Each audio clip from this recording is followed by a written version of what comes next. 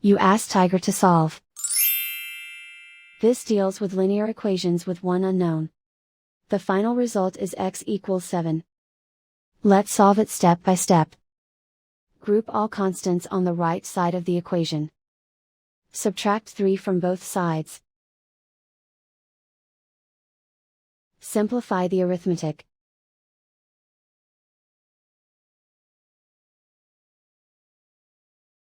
Isolate the x. Divide both sides by 4.